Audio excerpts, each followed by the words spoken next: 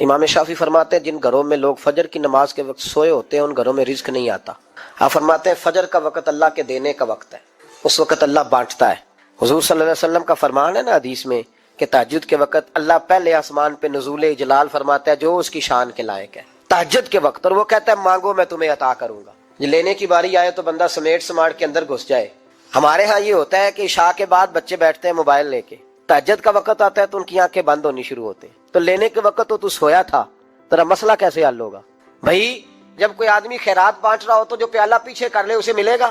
کہتے ہیں اس وقت آنا جب میں بانٹ رہا تھا، اب تو کدھر آ گیا ہے؟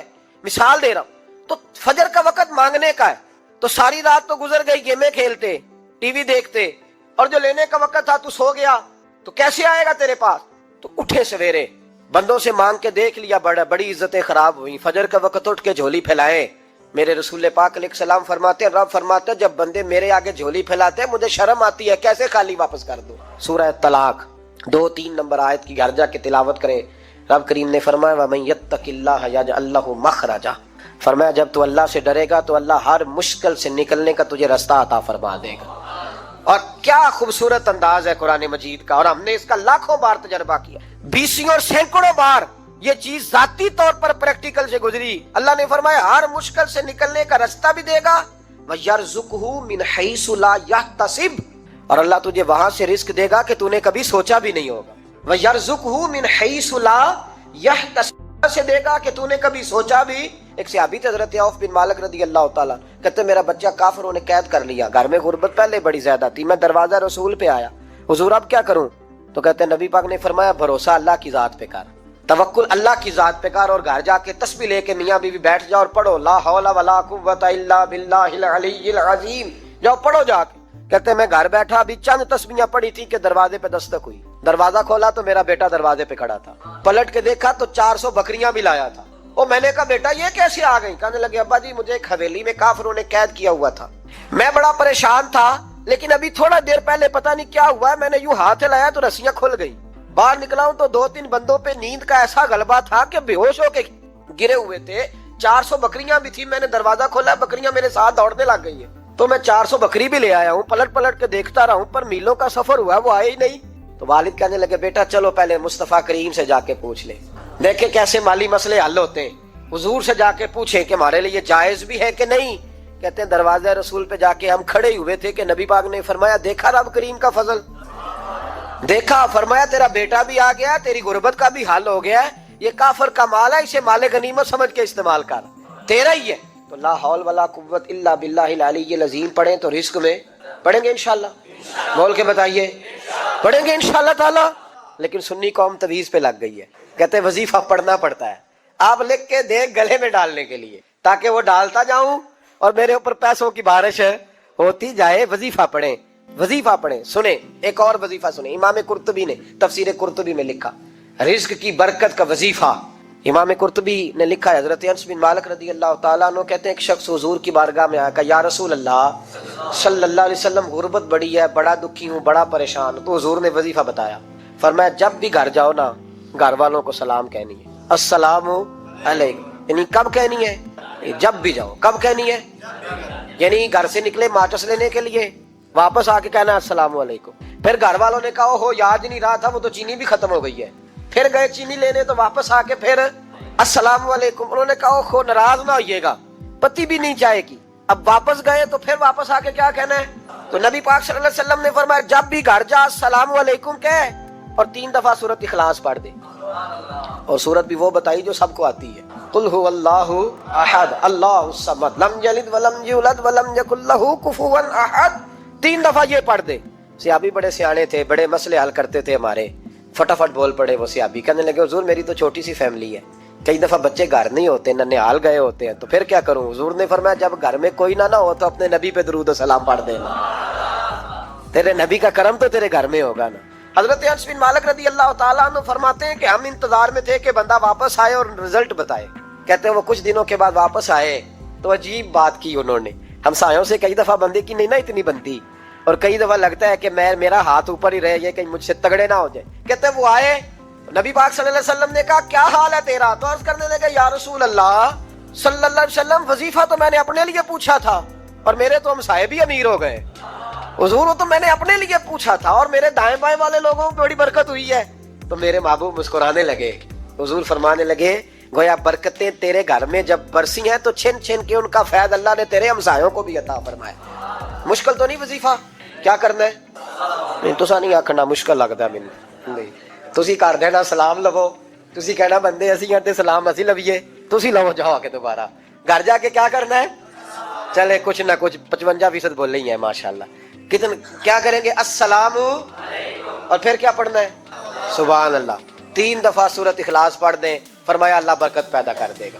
अब सुने, एक दोस्त आए, कहने लगे हजरत जी बड़े पीरों के पास गया हूँ, माली मसला हल नहीं होता। तो मैंने कहा मैं तुझे नबी पाक की बारगाह में ना ले जाऊं, पीरों के पीर के पास ना चले जाएं। मैंने कहा सुन तेरा माली मसला हुजूर हल कर दे। मिशकात में हदीस है, एक सहाबी ने कहा हुजूर गुर्बत है, फरमाया रोज रात को सूरत वाक़िया पढ़, तेरे घर में फाका नहीं आएगा। और यार बताओ जब नबी पाक ने कह दिया नहीं आएगा तो आएगा, हुजूर ने कह दिया नहीं आएगा तो आएगा, अल्लाह अकबर, आ ही नहीं सकता। तो तू वो वाला वजीफा पढ़ जो मुस्तफा करीम ने बताया है और रब करीम की बारगाह में गोया नियत हो कि या अल्लाह मैं कोई खुद तो नहीं ना पढ़ रहा, तेरे नबी ने बताया है। सूरत वाक़िया पढ़, तेरे घर में फाका। हजरत अब्दुल्लाह इब्ने मसूद रदी अल्लाह तआला अन्हु बीमार हो गए, शदीद बीमार, और बेटियों के बाप थे, बेटियां ज्यादा थी। हजरत उस्मान गनी रदी अल्लाह तआला अन्हु का दौर खिलाफत था। जनाब उस्मान गनी तीमारदारी करने आए और कहने लगे अब्दुल्ला आप बड़े बीमार हैं, इब्ने मसूद आप बड़े अलील हैं, कुछ पैसे ना भेज दूं खजाने से? तो हजरत इब्ने मसूद कहने लगे जरूरत नहीं, कहा आपकी बेटियां हैं काम आएंगे। तो आप फरमाने लगे मैंने बेटियों को खजाना दे दिया है। कहा क्या खजाना दिया है? कहने लगे मैंने अपनी बेटियों को पाबंद कर लिया है, वो रात को रोज सोते वक्त सूरत वाक़िया पढ़ के सोती है। तो नबी पाक ने कहा फाका नहीं आ सकता, तो लिहाजा मेरी बेटियों पे कभी फाका नहीं आ सकता। तो रोज ये तो कहते हो दामाद जी से कि भाई आप मेहरबानी करो, को खर्चा बढ़ाओ, बच्ची बड़ी परेशान है, तो बच्ची को भी एक खजाना दे दो, उसको को बेटे रोज रात को सूरत वाक़िया पढ़ा कर। रात सूरत वाक़िया पढ़े, सुबह सूरह मुल्क पढ़े, दिन के वक्त सूरत बकरा पढ़े। मेरे नबी पाक सल्लल्लाहु अलैहि वसल्लम ने फरमाया जिस घर में सूरत बकरा पढ़ी जाए जिन तो क्या शैतान भी दौड़ जाता है, तो कोई जादू असर कर सकता है। तो उन वजीफों पे अमल करें जो नबी पाक सल्लल्लाहु अलैहि वसल्लम ने हमें अता किए हैं। हुजूर गौसे पाक ने भी एक वजीफा बताया है, वो भी बता दूं आपको। गौसे आजम रदी अल्लाह तआला अन्हु की खिदमत में एक शख्स आया, उसने कहा हुजूर बड़ी तजारत करता हूँ, काम नहीं चलता। फरमाने लगे अब तू अल्लाह से तजारत शुरू कर दे। क्या मतलब? फरमाने लगे 10 कमाए तो एक अल्लाह के रास्ते में दे, रब करीम उसके बदले में तुझे 70 अता फरमाएगा। उसने कहा हुजूर इस तरह करूं? फरमाया तू ये करके देख, अब्दुल कादिर जिलानी वादा करता है अल्लाह तेरी मदद करेगा। गुलाम कहते हैं वो 6 महीने के बाद आया, पहले जब आया था तो पैदल आया था, 6 माह के बाद आया तो 6 ऊंट थे उसके पास, और आके हाजिर हुआ तो कहने लगा हुजूर जिंदगी पता नहीं कहाँ गुजार दी, कारोबार का तो मजा ही अब आया है। लोगों से इज्जतें तलाश करते हो तो वो क्या तुम्हें इज्जत देंगे, वो तो कल अच्छा कहते हैं परसों बुरा कहने लग जाते हैं। लोगों के सामने गुड बुक में आना चाहोगे तो वो तो सवेरे तुम्हारे बारे में कुछ कहेंगे, शाम कुछ और कहेंगे। अपनी रूहानी जिंदगी आबाद करें, अपने मुसल्ले को वक्त दें और दुनिया से छुप कर इस मोबाइल को बंद करके और अपने आप से भी छुप के और तन्हा होके छुपा के सारा कुछ अपने आंसू अपने रब की बारगाह में पेश करें, उसके हुजूर हाजिरी दें। सुनो ना तिरमिज़ी की हदीस और इसे याद रखना, नबी पाक अलैहिस्सलाम ने फरमाया अपने दुख लोगों के सामने ना बयान करना, सेठों नवाबों को ना बताते फिरना, दुनियादारों के सामने जाके ना रोना कि मैं तकलीफ में हूं। पर मैं अगर दुनियादारों को दुख बताओगे रब तुम्हें कभी गनी नहीं करेगा। और लोग हैं कि उल्टा मजाक उड़ाएंगे आपकी, जिससे बड़ी पक्की यारी है ना, पक्की वो तब तक पक्की है जब तक आपने 50,000 मांगा नहीं, और जिस वक्त आपने कह दिया कि मैं मजबूर हूं मेरी मदद कर, तो फिर खत्म हो गई दोस्ती। लोगों की ताल्लुकात आपके साथ तब तक हैं जब तक आप उनसे कोई जरूरत वाबस्ता नहीं करते। करीम आबू फरमाने लगे बंदों के सामने दुख ना बयान करना, अल्लाह तुझे कभी गनी नहीं करेगा। तो अपने दुख अपने रब को बता, तू दुआएं मांग, तू उसकी बारगाह में हाजिर हो, तू उसके हुजूर अर्ज कर। फरमाया अपने दुख अपने रब को बता, वो जल्दी करे या देर से करे तुझे सारी दुनिया से बेनियाज कर देगा, तुझे किसी का मोहताज नहीं रहने देगा। अपने मुसल्ले को अपनी दुआओं, एक बुजुर्ग फरमाते मैंने दुआ मांगने का तरीका अपनी बीवी से सीखा। दुआ मांगने का तरीका अपनी, सीखने वाले तो अपने बच्चों से भी सीख लेते हैं, सीखने वाले तो हर एक से सीखते हैं। वो कहते हैं मैंने दुआ मांगने का सलीका अपनी बीवी से सीखा है। हजरत वो किस तरह? फरमाने लगे मेरी बीवी ने ना मुझे कोई काम बताया, کچھ پیسوں کی ضرورت کے لیے کہا تو میں نے اسے کہا کہ بھئی ابھی میرے پاس نہیں ہے، کچھ دنوں میں آتے ہیں تو میں دے دوں گا۔ عورتوں کی عادت ہوتی ہے، وہ بار بار یاد کراتی ہیں۔ 2-4 دنوں کے بعد پھر اس نے کہا حضرت وہ میں نے کہا تھا کچھ پیسے، میں نے اسے کہا کہ ابھی میرے پاس نہیں ہے، کچھ دنوں میں ملتے ہیں تو میں تمہیں دے دوں گا۔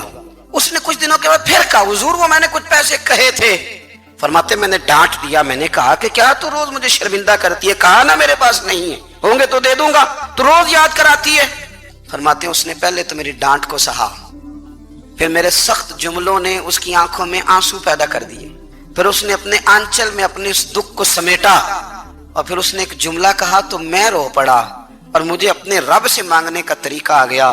مجھے کہنے لگی حضرت جی آپ نے ڈانٹ دیا، میں نے سہ لیا، پر آپ ہی میرے شوہر ہیں، بتائیں نا آپ سے نہ کہوں تو میں کس سے جا کے کہوں۔ فرماتے ہیں میں رو پڑا، اور میں کھل کے رویا، اور میں تڑپ کے رویا، اور پھر میری سسکیاں بند گئیں۔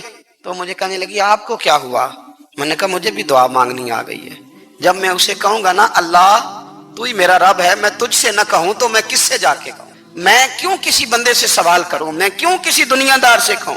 میں تیرے بندوں کا، نیک بندوں کا وسیلہ لے کے، تیرے محبوب کی غلامی لے کے تیری بارگاہ میں آیا، تجھ سے نہ مانگوں تو کس سے مانگوں؟ سمجھ آ گئی ہے؟ جب میں اس رنگ میں مانگوں گا تو پھر رب میرے اوپر بڑا ہی فضل فرمائے گا، وہ میرے اوپر بڑی رحمت کرے گا، وہ میرے لیے آسانیاں کرے گا۔ عزیز دوستو، ہم اس طرح کرنے لگ گئے ہیں کہ ہم نے نا اپنے تعلقات پر اعتماد کرنا شروع کر دیا ہے۔ میرے تعلقات بہت ہیں، ہم نے اپنی دولت پر اعتماد کرنا شروع کر دیا ہے، میرے پاس دولت بہت ہے۔ ہم نے اپنے علم پر، اپنی شہرت پر اعتماد کرنا شروع کر دیا ہے کہ میرے پاس فلاں چیز بہت ہے۔ یاد رکھنا جب بے نیاز اپنی صفت بے نیازی دکھاتا ہے تو بڑی بڑی دولتوں والے مجبور نظر آتے ہیں۔ بھائیو جب انسان کا رشتہ اپنے مالک کے ساتھ ہوتا ہے پھر تو غم بھی کچھ نہیں کہتے، پریشانیاں بھی کچھ نہیں کہتی، پھر تو زندگی صبر والی، پھر تو زندگی توکل والی، پھر تو زندگی بھروسے والی، پھر انسان اپنے آپ کو رسوا نہیں کرتا، دنیا داروں سے امیدیں اس کی ختم ہو جاتی، امیدیں اللہ رسول سے لگا لیتا ہے، مضبوط ہو جاتا ہے، مضبوط، طاقتور ہو جاتا ہے، خوددار ہو جاتا ہے، باوقار باعزت ہو جاتا ہے۔ حضرت بہلول دانا رحمت اللہ علیہ بیٹھے تھے تو ہارون رشید حج کر کے آ رہا تھا، تو رستے میں حضرت شیخ سے ملاقات ہو گئی تو السلام علیکم کے بعد کہنے لگا حضور کوئی حکم ہو تو بتائیے گا۔ تو حضرت بہلول دانا فرمانے لگے تیرا رب کون ہے؟ اس نے کہا اللہ۔ تو فرمایا میرا کون ہے؟ کہا اللہ۔ فرمانے لگے تو بڑا ہی بیوقوف ہے، کیا تو یہ سمجھتا ہے کہ رب ہارون رشید کو تو دے گا اور بہلول دانا کو بھول جائے گا؟ تیرا بھی وہی رب ہے، میرا بھی وہی رب ہے۔ اس نے اگر تجھے دے کے آزمایا ہے تو ہو سکتا ہے مجھے نہ دے کے آزما رہا ہو، جب اس کی حکمت کے تقاضے ہوں گے تو عطا کرے گا اور دے گا، تو جا اپنا کام کر۔ بھائی اپنی روحانی زندگی، اپنی عبادات، اپنے وظائف، اپنے روزمرہ کے معاملات، اپنی دعائیں، اپنا استغفار، دیکھو کوئی مشکل کام تو نہیں، 2 رکوع ہیں سورہ واقعہ کے اگر رات کو پڑھ لی جائے تو۔ میں کس طرح یہ بات بیان کروں کہ تعویذ بانٹنا آسان ہے اور وظیفہ بتانا مشکل ہے؟ سارا دن تعویذ بانٹیں تو لوگ لینے کو تیار ہیں، اور اگر آپ وظیفہ بتائیں تو کہتے ہیں تو مشکل کام ہے۔ او خدا کے بندے، اگر آپ کا تعلق قرآن پاک کے ساتھ مضبوط ہو، قرآن پاک کے ساتھ اگر آپ کا رشتہ ہو، لوگ سفارشیں ڈھونڈتے ہیں نا دنیا میں کوئی تعلق مل جائے تو میرا کام ہو جائے، دنیا میں اتنا مشکل معاملہ ہے، آخرت میں مجھے بتائیے گا کتنا مشکل معاملہ ہوگا۔ میرے نبی پاک صلی اللہ تعالی علیہ وسلم نے فرمایا جو لوگ سورہ ملک پڑھا کرتے تھے نا، سورہ ملک، یہ سورت ملک قیامت میں ان کی سفارش کرے گی، اور اس طرح کرے گی کہ کہے گی اے اللہ یہاں اس بندے کو جنت میں داخل کر دے یا مجھے قرآن پاک سے علیحدہ کر دے، تو رب فرمائے گا جا اس کا دامن تھام کے اسے جنت تک پہنچایا۔ آپ بات کو سمجھیں، جب آپ کے تعلقات اپنے معاملات کے ساتھ مضبوط ہوں گے، یہ نبی کریم نے وعدہ کیا ہے کہ تو سورت واقعہ پڑھ تیرے گھر میں فاقہ نہیں آئے گا۔ حضرت عبداللہ ابن مسعود رضی اللہ تعالیٰ عنہ بیمار تھے تو حضرت عثمان غنی رضی اللہ تعالیٰ عنہ تیمارداری کے لیے تشریف لے گئے اور جا کر کے کہا کہ آپ بڑے بیمار ہیں، آپ کی بیٹیاں زیادہ ہیں، میں چاہتا ہوں کہ خزانے میں سے کچھ مدد کروں۔ تو سیدنا عبداللہ ابن مسعود رضی اللہ تعالیٰ عنہ اٹھ کے بیٹھ گئے اور کہنے لگے امیر المومنین اللہ آپ کو میری طرف سے، میری بیٹیوں کی طرف سے بہتر صلہ دے، میری بیٹیوں کو کسی خزانے کی ضرورت نہیں، میں نے انہیں خزانہ دے دیا ہے۔ کہا جناب آپ نے کون سا خزانہ دیا ہے، میں آپ کے مالی معاملات کو جانتا ہوں۔ تو فرمانے لگے امیر المومنین میرے نبی کریم نے فرمایا ہے جو سورت واقعہ پڑھے اسے کبھی فاقہ نہیں آتا، میں نے بیٹیوں کو یاد کرا دی ہے، یہ خزانہ میں نے انہیں دے دیا ہے. وہ سارے والدین سنیں جو بیٹیوں کے لیے پریشان رہتے. حضرت عبداللہ ابن مسعود نصیحت کر رہے ہیں, فرمانے لگے میں نے سورۃ واقعہ یاد بھی کرا دی ہے, پڑھنے کی عادت بھی ڈال دی ہے. حضور نے فرمایا جو سورۃ واقعہ پڑھے اسے فاقہ نہیں آتا. کہنے لگے چاند تو اپنی جگہ چھوڑ سکتا ہے, سورج گر سکتا ہے, تارے ٹوٹ سکتے ہیں, پر مدینے والے رسول کی بات غلط نہیں ہو سکتی. حضور نے فرمایا فاقہ نہیں آئے گا تو انشاءاللہ کبھی بھی نہیں آئے گا. کرنے کا کام یہ ہے کہ ہم اپنے معاملات, اپنی عبادات, اپنی دعائیں, کبھی 10 منٹ عادت ہو جائے نا دعا مانگنے کی علیحدہ سے رات کو. حضور نے فرمایا جو فرض نماز کے بعد دعا مانگے اللہ اس کی قبول کر لیتا ہے. نبی پاک صلی اللہ تعالی علیہ وسلم نے فرمایا اللہ مسافر کی دعا قبول فرمائے. حضور نے فرمایا اللہ مظلوم کی دعا قبول فرماتا ہے.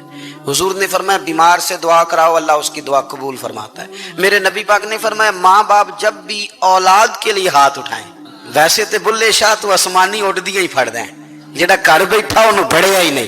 حضور فرمانے لگے ماں باپ جب بھی اولاد کے لیے دعا فرمائیں اللہ ان کی دعا کو قبول کرتا ہے. آپ اپنا تعلق بنائیں دعا کے ساتھ, عبادت کے ساتھ, مصلی کے ساتھ رشتہ بنائیں, استغفار پڑھیں. صلاح الدین ایوبی صلیبی جنگوں میں تھے, رات کو مسجد اقصی میں نماز پڑھی تو پریشان تھے. ایک بزرگ سے ملاقات ہوئی تو وہ کہنے لگے کہ آپ بڑے پریشان ہیں. کہنے لگے حضور پریشان اس لیے ہوں کہ پہلے ہی مسلمان کمزور ہے, اب میں نے سنا ہے دشمن کا ایک بحری بیڑا وہ جنگی سامان سے بھرا ہوا آ رہا ہے, تو اب ان کے پاس اور تلواریں اور نیزے آ جائیں گے, مسلمانوں کے پاس پہلے ہی وسائل کی کمی ہے, پریشان ہو کس طرح کر کے مقابلہ کریں گے. یہ بات کہتے ہی صلاح الدین ایوبی نے بزرگوں سے کہا حضور آپ بھی دعا کرنا, دعا کی بڑی طاقت ہے. میرے نبی پاک نے فرمایا دعا مومن کا ہتھیار ہے, دعا مومن کا. حضور نے فرمایا تقدیر کو سوائے دعا کے کوئی چیز نہیں بدل سکتی. دعا مومن کا ہتھیار ہے, یہ کافر کے پاس کوئی نہیں, یہ ہتھیار ہے مومن کا. اللہ کرے آپ کو سمجھ آئے. پھر سنیں کئی بار کہہ چکا ہوں یہ ہتھیار ہے. کافر کے مقابلے میں جو تیرے پاس سب سے بڑا ہتھیار ہے وہ دعا ہے. دعائیں کرانی چھوڑ دی, کرنی چھوڑ دی, لینی چھوڑ دی. حضرت سیدنا انس بن مالک رضی اللہ تعالیٰ عنہ فرمایا کرتے تھے میں نے وہ رنگ دیکھا ہے جب حضور دعا مانگتے تھے اور حضور کی مقدس آنکھوں میں آنسو بھی ساتھ ہی بہا کرتے تھے, میں نے وہ انداز دیکھا ہے. تو صلاح الدین ایوبی بزرگ سے کہنے لگے آپ بھی دعا کیجیے, اور خود رونے لگے اور سر سجدے میں رکھ کے رونے لگے, اور عشاء سے لے کر فجر تک روئے, خوب روئے. صبح وہ بزرگ آئے تو صلاح الدین ایوبی کا خوبصورت اور ہنستا ہوا چہرہ دیکھا.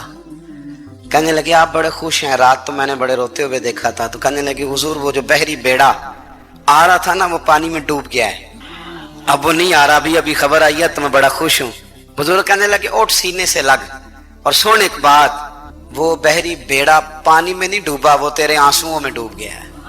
وہ جو تو رات رویا ہے نا رب کریم کی بارگاہ میں تو وہ ڈوب گیا ہے. حضرت عائشہ صدیقہ رضی اللہ تعالیٰ عنہ فرماتی ہیں ایک عورت تھی اور اسے نبی پاک صلی اللہ تعالیٰ علیہ وسلم نے نا وہ کلمہ پڑھ کے مسلمان ہوئی, مدینہ طیبہ آ گئی تو حضور نے مسجد نبوی شریف میں اس کے لیے مکان, ایک سادہ سا کمرہ ساتھ مسجد کے بنوا دیا, وہیں رہنے لگی.